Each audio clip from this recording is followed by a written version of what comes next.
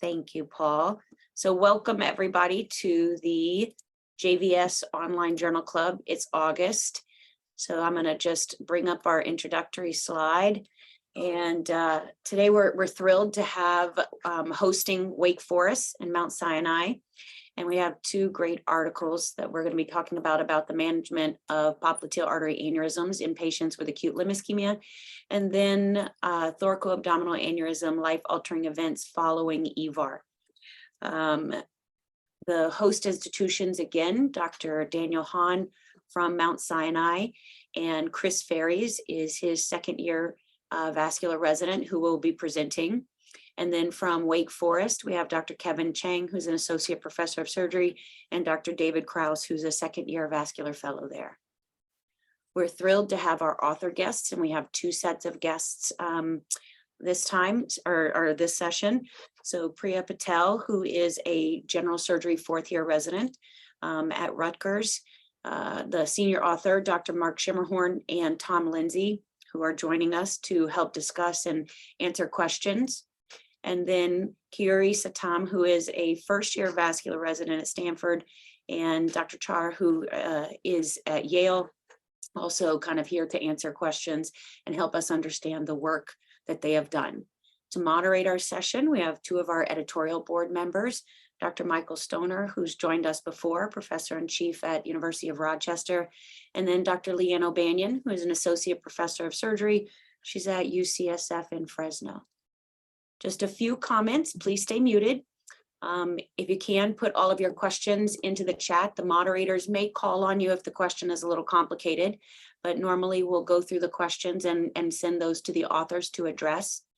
We do record this event for on-demand access, and that'll be ready in about 48 hours, and it's posted on the JVS website. And then, of course, our September JVS Online Journal Club is September 13th. It's at 6 p.m. Central Time, and we have LSU and NYU hosting that session. So I will stop sharing my screen, and we will turn it over to our first presentation, which I believe is going to be Dr. Hahn. Thank you for the introduction, and good evening, everybody. And thank you for giving Mount Sinai the opportunity to share this on this wonderful event that Misty and Paul continue to dominate and do every month. So thank you again for your continued efforts to put this together. We're very happy to be participating, and even though I'm talking first, the bulk of the presentation today from Mount Sinai will be done by our PGY2 integrated vascular surgery resident, Chris Ferries, and we'll introduce him in a second. My job is to just kind of introduce the topic a bit. The paper that Mount Sinai will be discussing will be this wonderful paper out of Yale School of Medicine. This is when Kiuri was still a medical student before she started her residency, so bravo, Kiuri. And it's entitled The Management of Patients with Popliteal Artery Aneurysms Presenting with Acute Limb Ischemia. And just to give a little background, popliteal artery aneurysms are about 0.1 to 1.4% of the population, and that makes it the most common type of peripheral artery aneurysm, accounting up for about 70% of all peripheral artery aneurysms. The incidence increases notably after the age of 60, and men are much higher, a higher likelihood to get it than women, constituting about 80% of all cases. Other risk factors include tobacco use, atherosclerosis, family history, connective tissue disorders, and it is always important to know, and it's always on the VSAP, that patients who have a popliteal artery aneurysms will often have a concomitant abdominal aortic aneurysm that you need to screen for. Presentation oftentimes are asymptomatic, found incidentally during a ultrasound or a CAT scan or imaging for something else, but when they are presenting symptomatically, there are times that they present because of mass effect. You'll see a visible mass, a prominent pulse. If it gets really big, it will press on the surrounding structures like your nerve and give you a neuropathy, or if it swells so much that it compresses onto the vein, you can get some leg swelling. But much more likely than mass effect, they often present with thromboembolic phenomenon. They present with ischemia, both because of in situ thrombosis of the popliteal artery aneurysm itself, as well as ongoing distal emboli as the popliteal aneurysm continues to throw clot. And they can present through the entire spectrum of atherosclerosis, including intermittent claudication, as well as limb ischemia, both acute and chronic. Repair, typically described and gold standard, has been open for a very long time, and an open repair could be done in two ways, either with a medial bypass that bypasses the aneurysm with interval ligation in the middle, or a interposition bypass done through a lazy S incision in the posterior portion of the knee. And this is either with full aneurysm resection or even an aneurysmorrhaphy has been described. And endovascular repair has gotten more popular over the last decade with placement of a cover stent in this area. And a lot of research kind of has come out about that. In asymptomatic popliteal artery aneurysms, there's some pretty good data now, a lot of case studies, and a lot of case series from many institutions that describe their experience.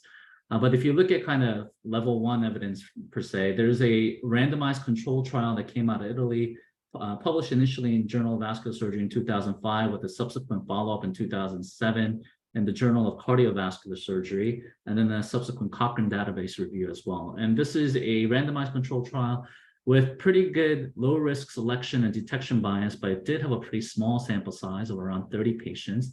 As a result, the evidence given by it is considered to be moderate, but what they did see was 1-year primary patency in the surgical group was 100%, 93.3% in the endovascular group, but 1-year assisted primary patency was 100% in both groups. And when you go out to 4 years, no noticeable difference in primary or secondary patency. When you look at the short-term results, it's kind of what you would expect. Mean hospital stay shorter in the endovascular group, 4.3 days versus 7.7 days. Mean operating time shorter in the endovascular, 75 minutes versus 195.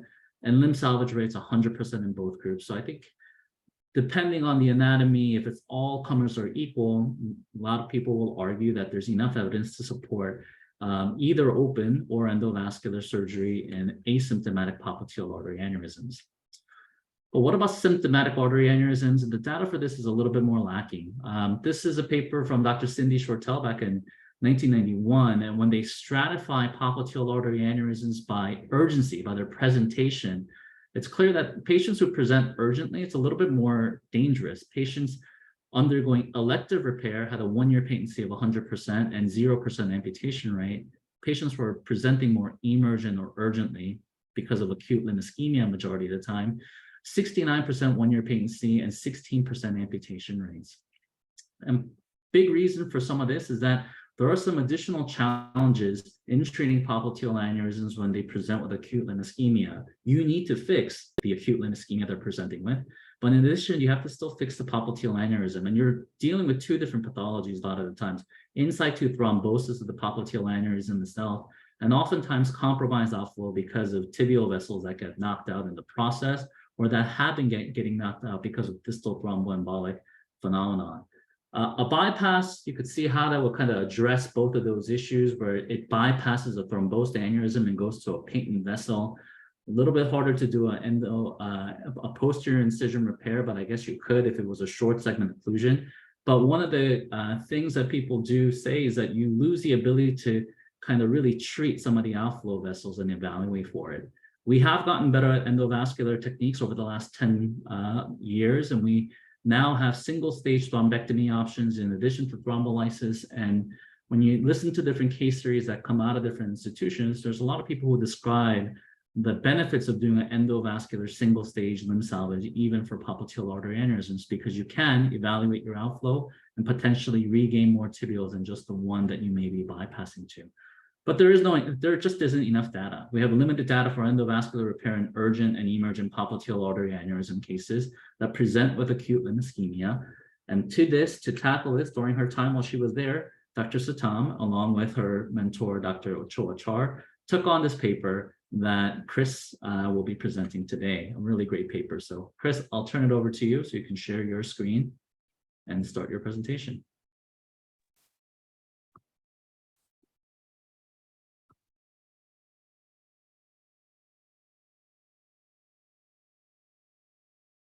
You want to see my screen? Yeah, Chris, let's have you go to perfect. Thank you. Great.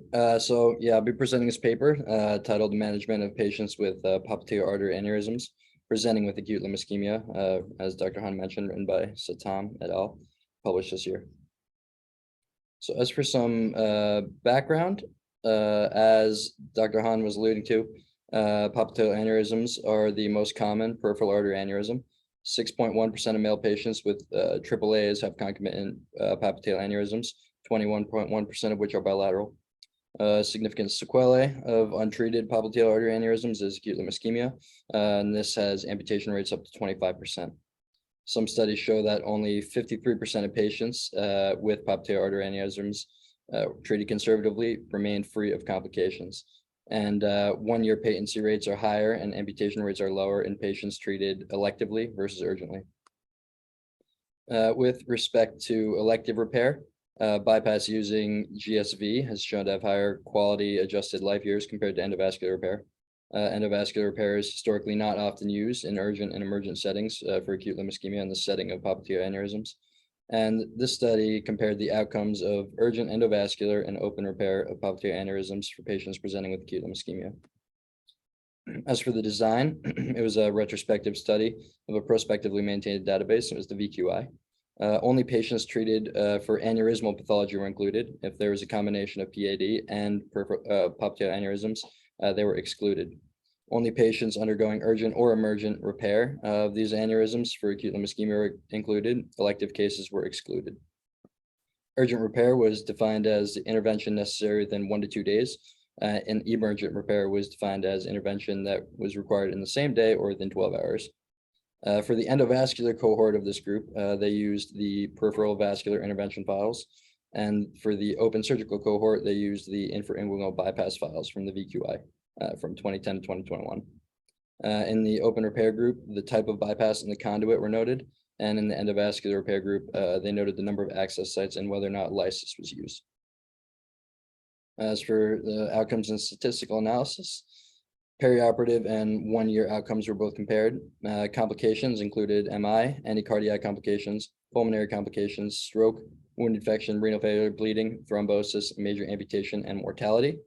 They used chi-squared and Fisher exact tests for categorical variable comparisons and students t-test for continuous variable comparisons. And then they used a multivariable regression analysis for independent association of open versus endovascular repair with perioperative and long-term mortality. And their model included age, sex, coronary artery disease, and the type of repair. Start off with some trends.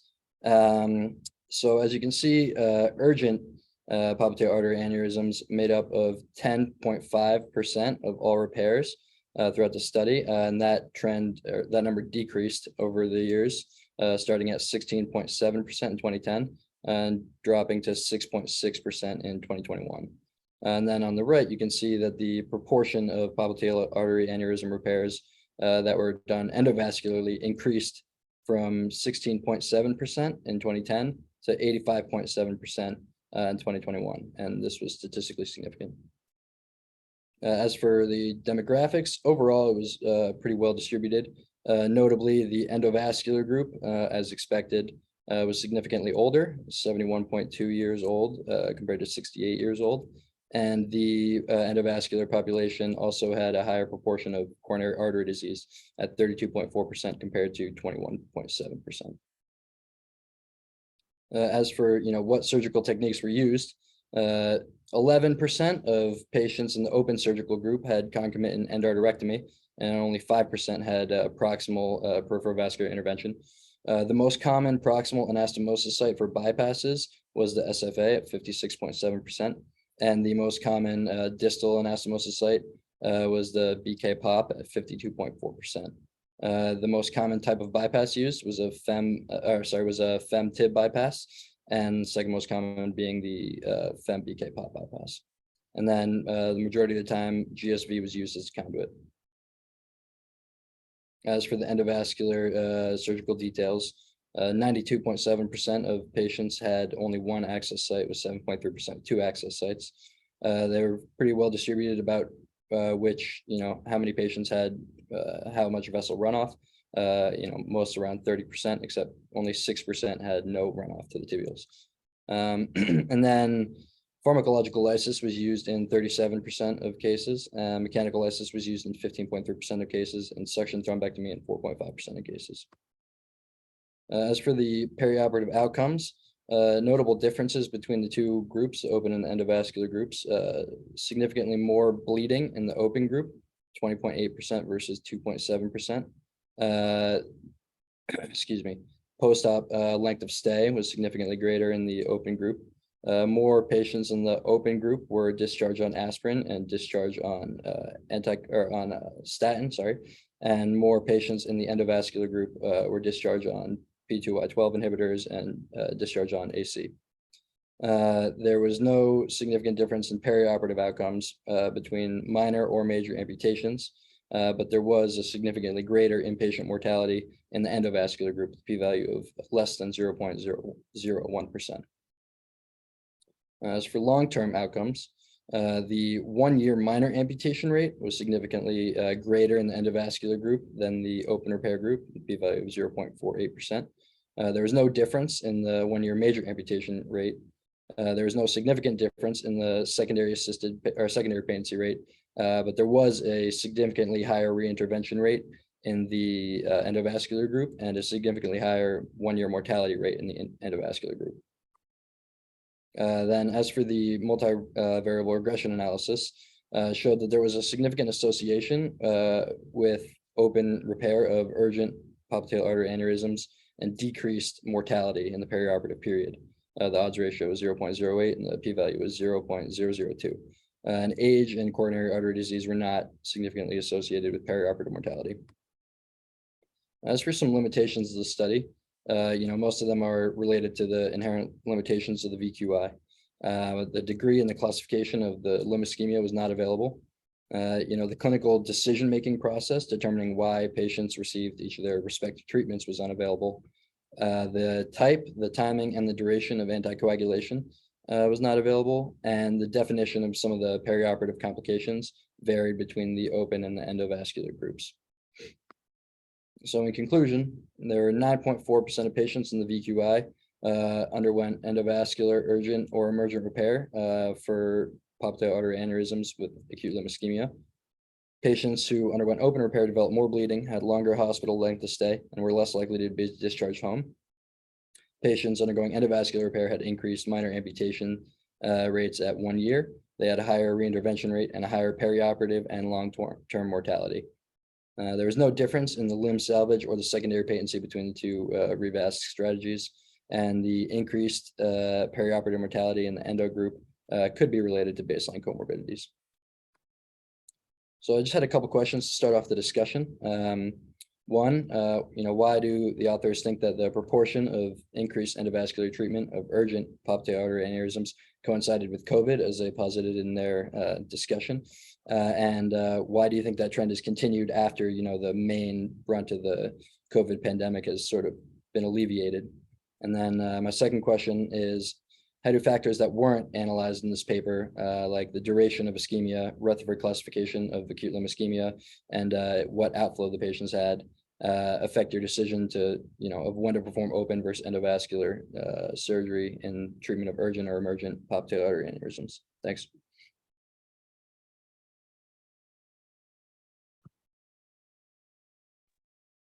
Nice, thank you very much. And now we'll have our moderator kind of go through some questions as well as address those in the chat. All right. Good evening, everybody. And before I kind of get started with the questions, and I don't know, Chris, do you want to share your screen one more time just to show those questions that were asked? Because I'll go through those first. Congratulations to the authors. It's a really well-written manuscript on a pretty complex critical issue in vascular surgery in high-risk patients. I don't know, personally, I don't know how everybody else feels. These VQI studies always generate so many questions for me. But I think we have some in the chat, and then I'm gonna let the authors address these two questions first. So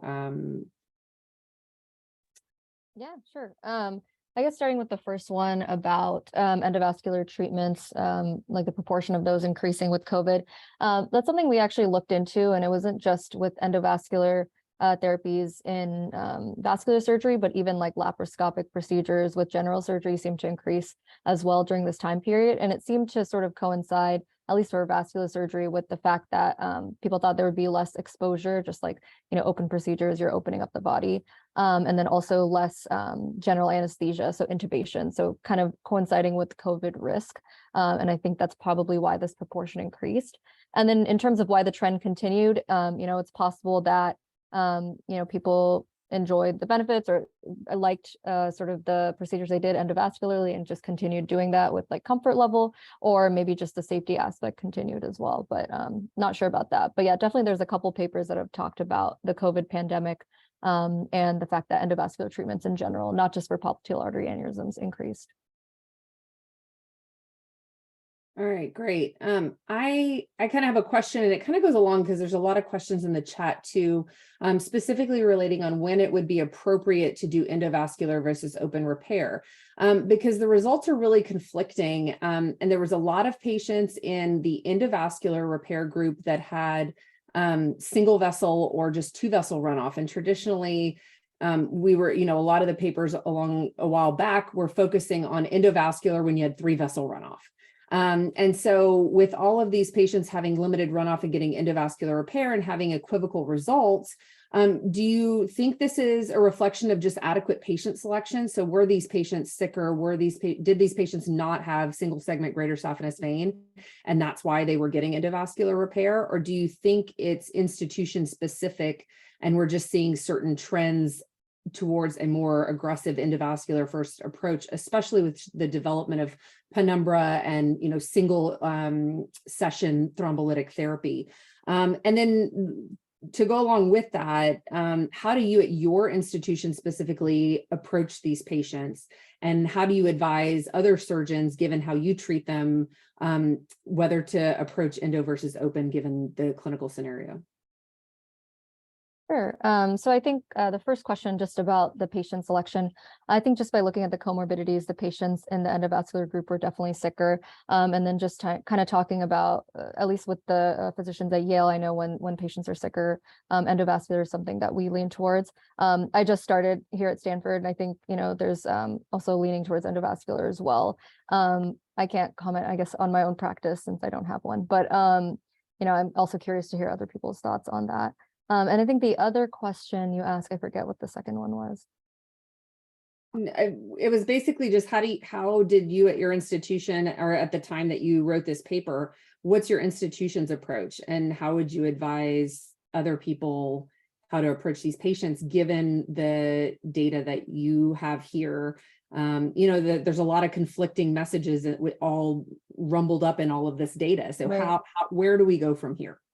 Yeah, so I think, again, it had more to do with the comorbidities. We actually did, and I think in this paper, we did a multivariable analysis. We didn't do matching just because of the low numbers that we had in the endo group, was like about 100. But we actually did a second paper that I'll be writing up soon with the Vision database, and that was matched patients. And that one showed essentially equivalent mortality between the two groups, but sort of less mortality in the group that we did a subgroup analysis of patients who had GSV bypass, and they did better. And so just talking to some of, my mentor and some of the attendings, it seems that like if a good GSV option is available, that's something they would consider in the right surgical candidates. So if the patients are sick, then they would kind of lean towards endovascular in that case. Okay. We have another question. Were the authors able to identify why there was an increased mortality in the endovascular cohort?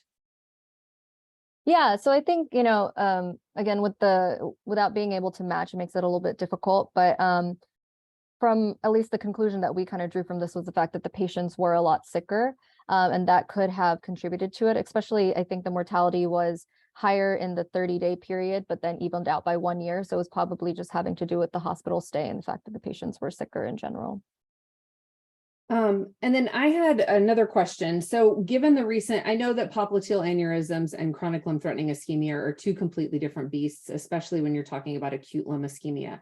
But given the recent data that's come out with best CLI, where we know that single segment greater saphenous vein bypasses do better, Do you think that there should be a similar approach to these patients, especially in the setting of acute limb ischemia, where you're probably going to go to the OR, do an angiogram, and unless you have someone in profound limb ischemia, you're going to lyse them or do single session endovascular thrombectomy.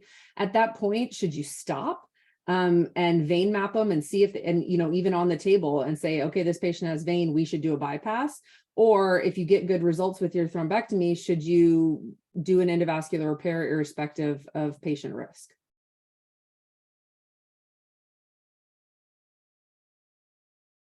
I don't know if I can particularly answer that from at least the paper standpoint. I think personally, I feel that if you're already in endovascularly and you've already opened things up, I think you might as well continue. But if you do feel that there is good saphenous vein, they're a good target. I think similar, not this paper, but kind of along the lines, the second study that we did, finding that GSV was sort of superior option, at least it had lower mortality, and similar findings with best CLI. I think, if that's what's best for the patient, if they can tolerate surgery, then it's a reasonable option. Dr. Satam, congratulations on this paper. And I think you're fending off all the questions here kind of solo, so bravo to you extra for that. And I think a good paper always ends up generating more discussion than anything else. And I agree with you. These questions are hard to answer because we say like acute limb ischemia, popliteal artery aneurysm patients, but they're vast, like they're very different, the ones that present. And you can even see that in the patients that you treated. The fact that patients had to have dual access in an endovascular salvage gives you an idea of how difficult it is sometimes to cross these thrombosed popliteal aneurysms that have a lot of muck and stuff that's chronic also in there, in addition to the acute thrombosed one. And then 20% of the patients that you have are femtibial prosthetic bypasses. I mean, it's a pretty heavy portion. And oftentimes when we talk about limb salvage, we worry about a PTFE bypass to the ankle. But I think in a situation like this, I think everyone's just trying to do what they can to get limb salvage and get the patient off the table as early as possible. And I agree with you. It's a tough kind of thing to look at, but I congratulate you on kind of addressing a topic that's lacking in data. The one question I did have is Dr. Cassius Char nicer or is Dr. Jason Lee nicer? Everyone is equally nice. On that note, we'll move to the next paper. So, oh goodness. All right, well, thank you. Yes, it does generate a lot of discussion, and that's one of the reasons why we picked some of these. So Dr. Chang from Wake Forest is going to move us on to our next paper. All right, thanks guys. I'm going to start sharing my screen. All right, there we go. So, Dr. Kraus and I will go over this paper. Kevin, can you swap the displays under display settings so that it's full screen? Let's see, display settings. Yep. Right there, perfect. There you go. Beautiful, thank you. So the paper entitled Thoracoabdominal Aortic Aneurysm Life-Altering Events Following Endovascular Aortic Repairs at Multiple Levels using the VQI database. And I think the tough part is I have to admit that I'm probably in the minority that I didn't actually know what thoracoabdominal aortic aneurysm life-altering events were. And I think I will talk a little bit about that to kind of clarify what those components are, what's been looked at prior to this paper. But what we do know is that really endovascular repair of aneurysms has changed the landscape of patients eligible for intervention. We generally know that there are better early post-operative outcomes for endovascular repair versus open repairs. We've seen that at multiple levels of the aorta for multiple pathologies, TVARs for blunt aortic injury, EVARs for aortic ruptures, and even electives. And even with minimally invasive approaches, there's multiple complications that can arise, most of which at those levels have been studied in the terms of major adverse events, reinterventions, survival, etc. But specifically in the context of this paper, they're looking at a constellation of issues that are classically studied really after thoracoabdominal aneurysm repairs. And the question comes, is this seen at other levels of aortic aneurysm repairs? And this term, thoracoabdominal life-altering events, which a tongue twister for me I'll refer to as TALE from now on, really is made up of 4 factors: mortality, renal failure requiring dialysis, paralysis, and stroke. If you go back historically, one center of excellence in Texas that has a very big reputation of open thoracoabdominal repairs has looked at these factors separately, not with the umbrella term, but separately looked at their experience with over 3,300 patients of open repairs over 15, 30 years or so, looking at components stratified by the Crawford classification. And yes, this is my backhanded way of showing all the Crawford classes and everything. But you can see these respectable single-digit outcomes of mortality, spinal cord ischemia, stroke, and acute kidney injury at this time. More recent data coming out of Canada actually looked at this specific term, TALE, looking at a constellation of these events with open and endovascular repairs over multiple centers. And they were able to describe this with those individual components, looking at death, transient and permanent dialysis, permanent paraplegia, stroke, and they had their composite terms you see here of TALE that is a summation of all those complications in the range of 25% total in open to 17% or so in the endovascular group.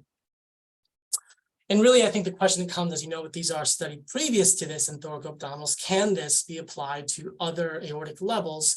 And the paper will allude to sort of the other various repairs when you can look at arch repairs, descending thoracic aortic repairs, complex abdominal with the involvement of the viscerals and the renals, as well as the more straightforward infrarenal abdominal repairs.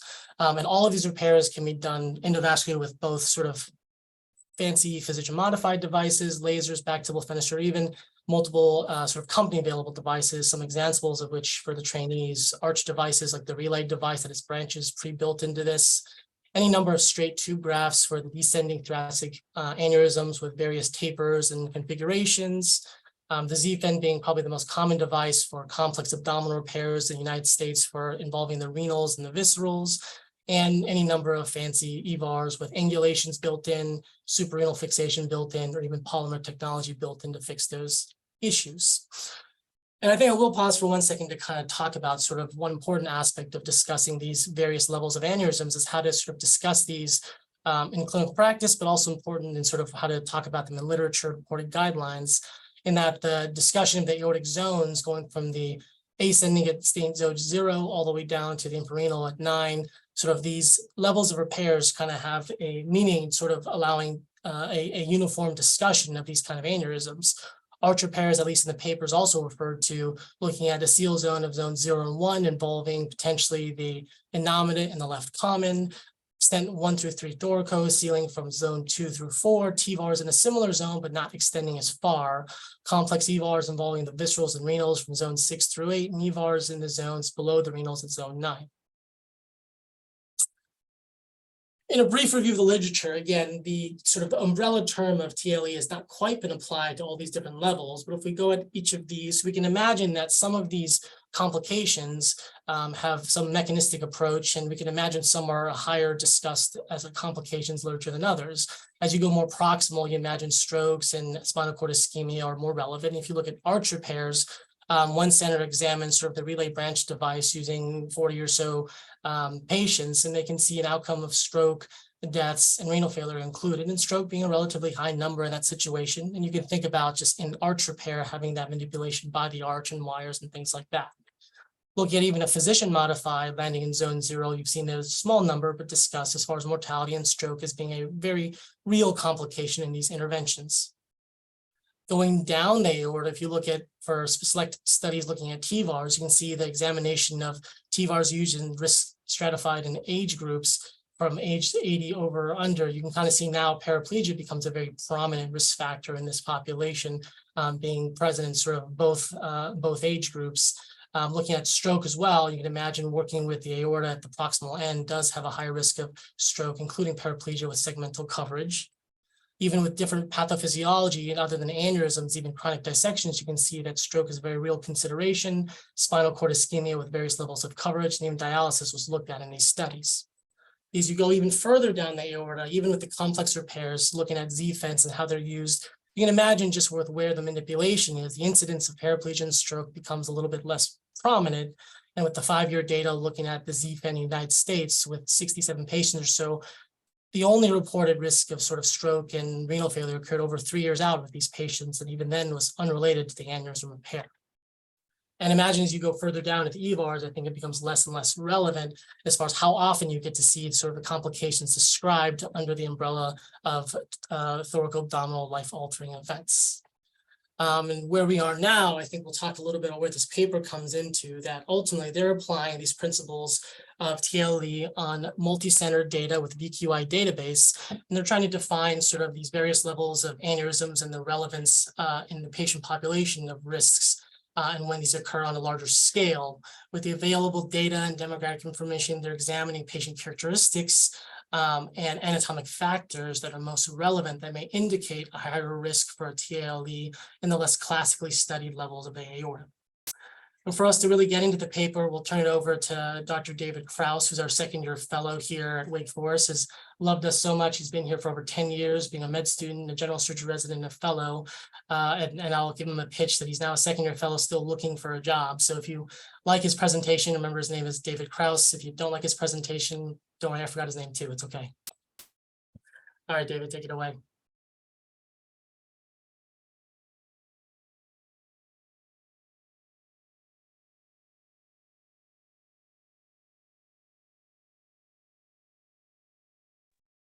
All right, well, an introduction like that, I'll go ahead and get started.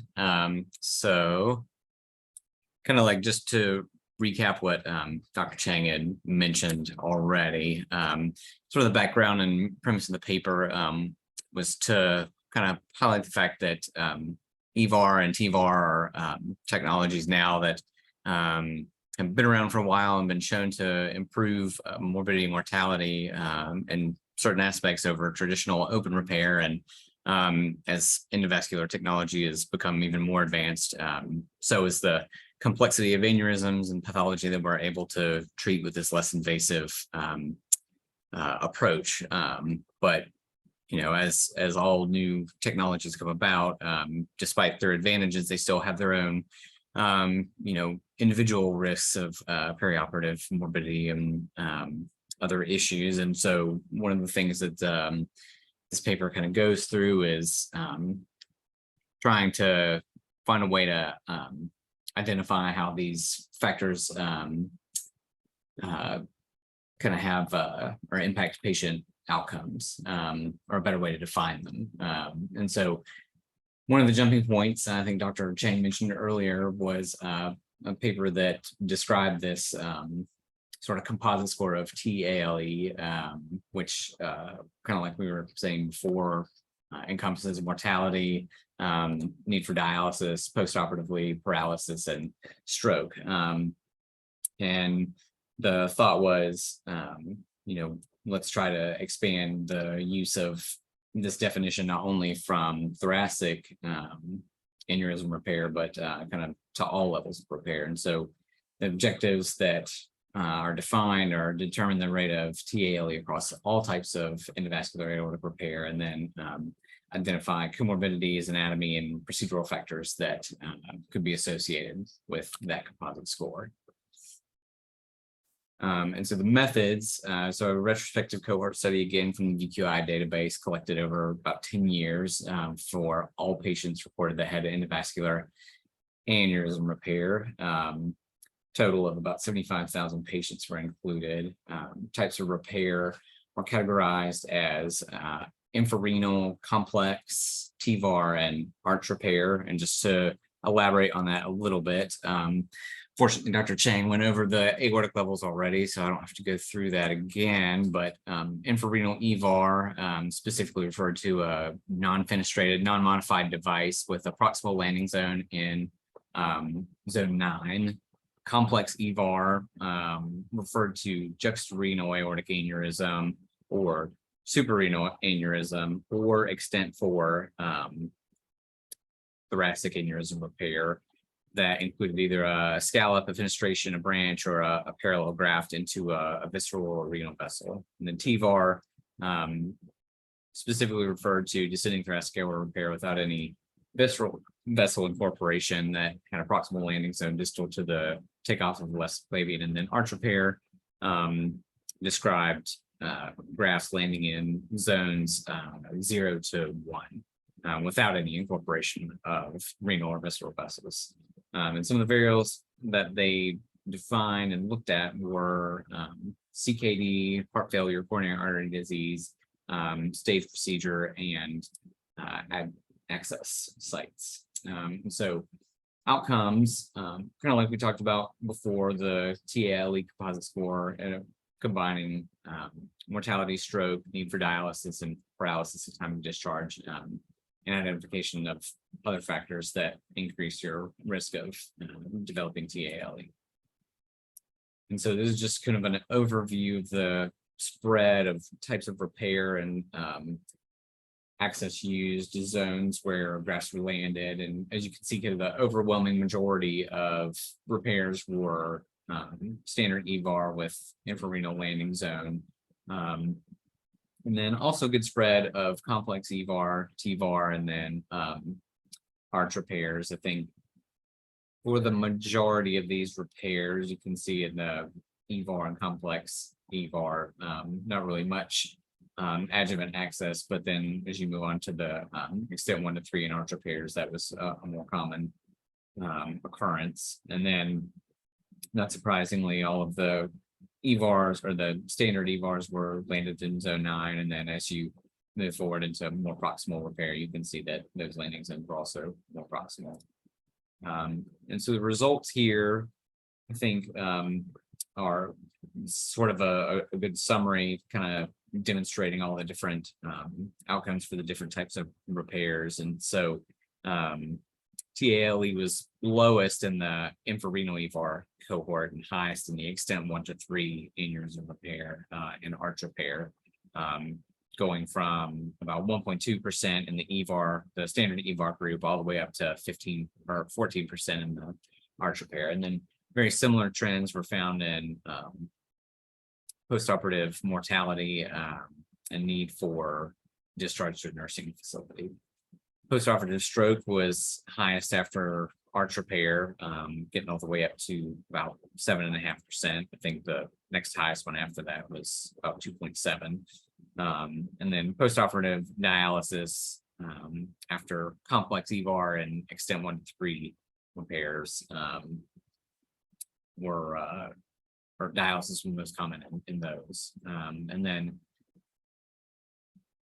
the only comments that they make here is just because of how rare the development is of paralysis after standard EVAR, that wasn't captured in that data set. It's not recorded in the DPI database. But looking at the rest of the results, looking at some factors that were highlighted across all the different repairs, there are some of the factors that are significant, vary somewhat between the study groups, but I just highlighted here in red ones that I saw that were pretty consistent across all groups. And so you can see just the standard EVAR, pretty significant odds ratio for CKD contributing to development of TALE, and then also having an aneurysm size over 65 millimeters. Very similar findings for complex EVAR, again, CKD and aneurysm size showing up, and then as we'll see in a couple of these tables later, more proximal landing zones as well. And I think just something to keep in mind is that paralysis postoperatively is one of the components in the composite score TALE, and so zone 6 and 7 contributing to that development, I think makes sense. Then moving towards TVAR, again, CKD shows up again in aneurysm size, and also more proximal landing zone again is demonstrated to show increased risk of TALE. And lastly, very similar findings in the extent 1 to 3, and then again in arch repair, all kind of really the things that stand out are the CKD and aneurysm size being big factors. So overall, TALE has been, I think, used to represent outcomes for thoracic aortic aneurysm repair as a composite, and this study shows that there's evidence that support its use as a descriptor across all types of endovascular repair.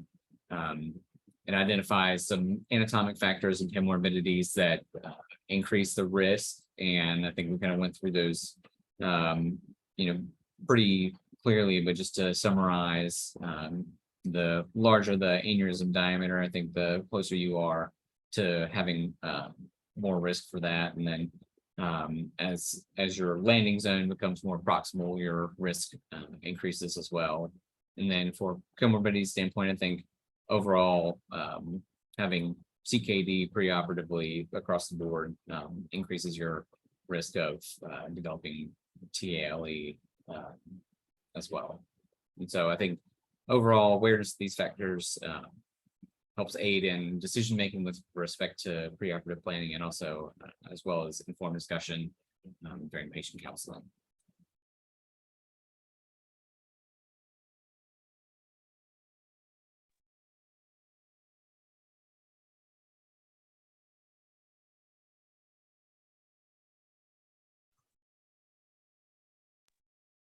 Mike, you want to lead Oh, us?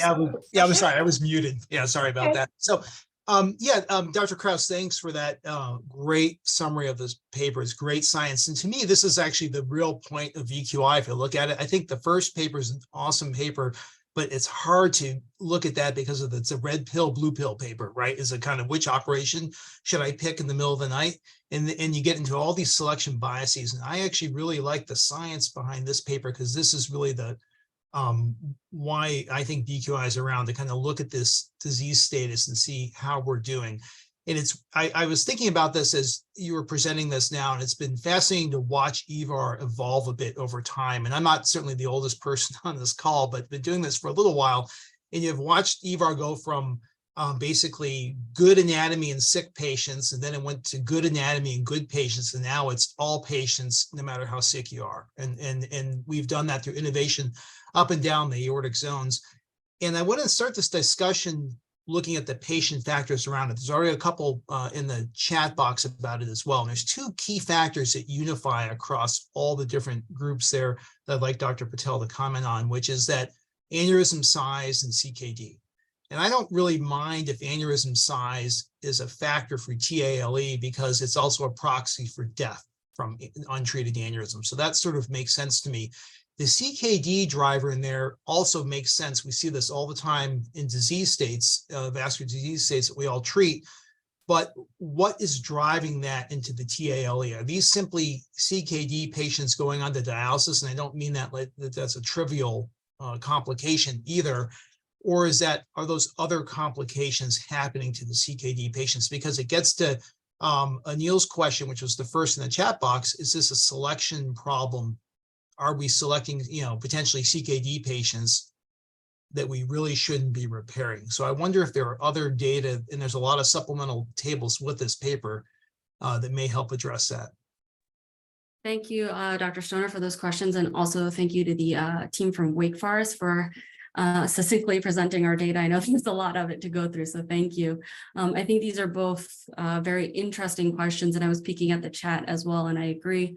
So to start addressing some of the questions, it's hard to say if CKD alone is driving all of these factors. I think it's important to remember that when we're using the VQI data and a lot of these large databases, although they're great for a lot of these studies, they're only capturing the variables that we have. And so we're not looking at the patient as a whole. And I think CKD may actually be a proxy for sicker patients in general. And I think that's where the key of this lies, is that these may be just sicker patients. And the way we define chronic kidney disease in our study, it was anybody who had an eGFR less than 30 or who was already on dialysis. And postoperative renal failure was described as anybody who had a increase in their creatinine, or those patients that were not on dialysis at the start of their prior to their surgery, and then later developed the need for dialysis. And so that was kind of the definition that we used. So it was patient specific and a change from the patient's baseline. So is CKD alone the thing that's driving all of this? I don't think so. I think this is a proxy proxy marker that we're using. Yeah, that's a great point. It's really interesting. If you look, it's like ABI, right? ABI is a proxy marker for athero load, and it predicts survival from colon cancer. Doesn't make sense, but it does because it's a sicker patient. So that's a really cool statement. One of the comments that just came in here, question was if you have data collected at the time of discharge regarding median length of stay, hospital stay, which I do think some of those data are in DQI. I'm not sure if it was in your manuscript. I don't remember seeing that. But that would be really interesting to look at as well across these, across the spectrum. That's actually an excellent point, and unfortunately, it was not something that was included. You're correct. It's not something that was in our original study. It is very interesting. I still have all the data and all the code, so it might be out of just pure, curiosity. It is something I may consider looking at. I think that's a great point, and this actually delves into one of our limitations for this study that I do want to highlight.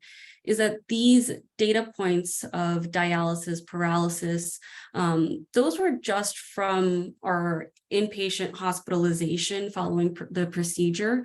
We don't know if there were patients that were discharged who did not experience any of these events that may have experienced them down the line, or if any of these patients who were put on dialysis at the end of their hospitalization have recovered and are now no longer dialysis dependent, or if their AKI or their creatinine has gone down to their baseline level. And so that is one of our limitations. Again, we're only able to analyze what we have, so we do not have those long-term data, and I'd be curious to see how the long-term outcomes come into play for this.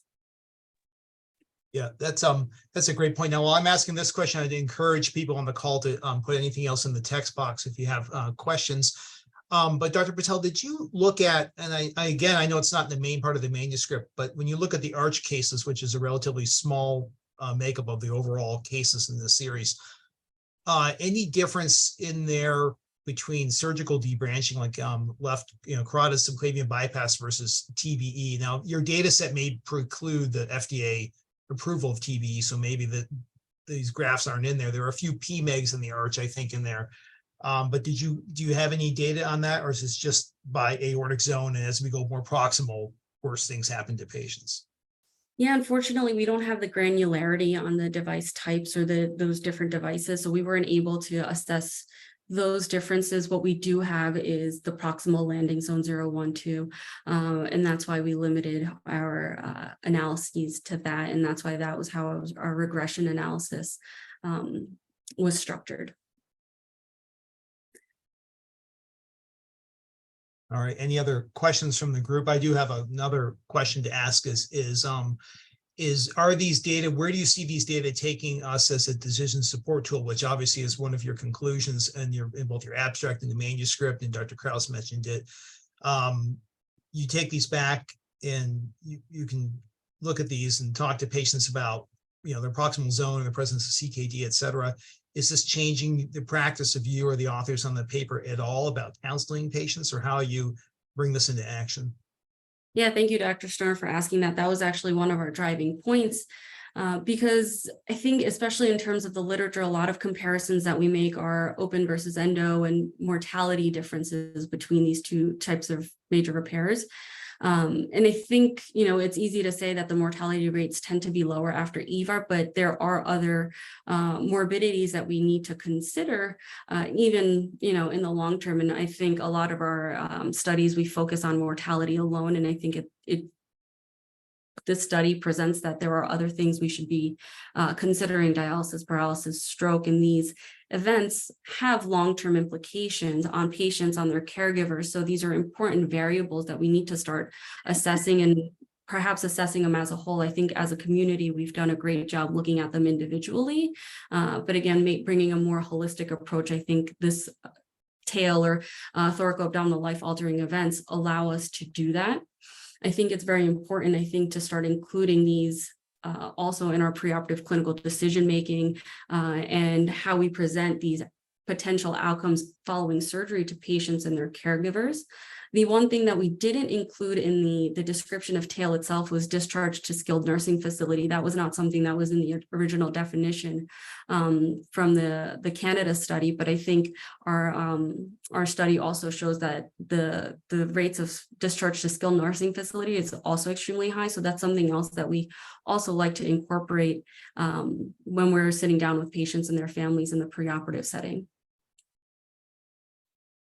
All right. Mike, I can add that, I've definitely started to incorporate this. This concept came from Tom Lindsay, and I'd love to hear his thoughts too. But to me, I read it as these are the sort of things where a patient might think twice. If they were going to have any of these things, they might say, you know what, I'd rather I didn't have this operation.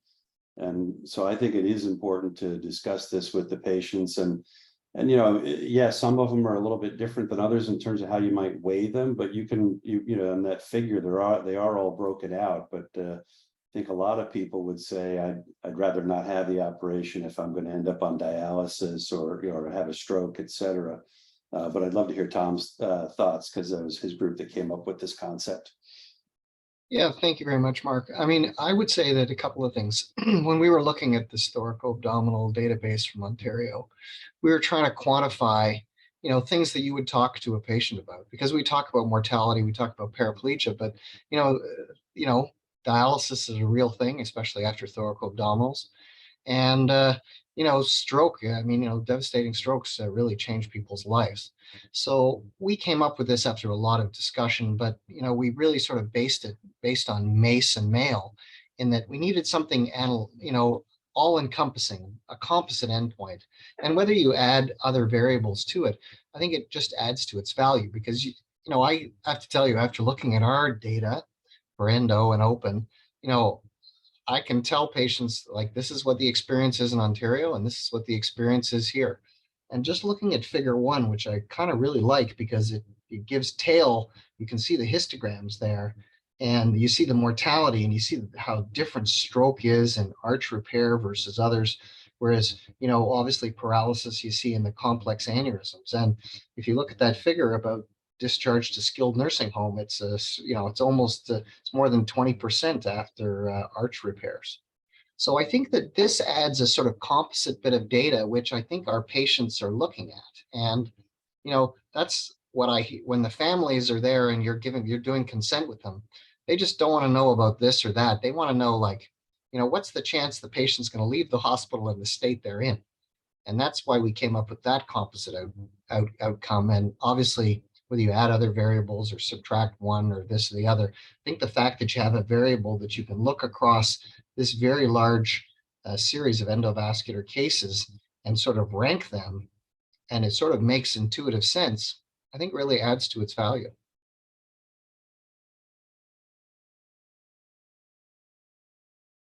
Well, thank you. I think that there's so much to think about in both of these papers that we went over today.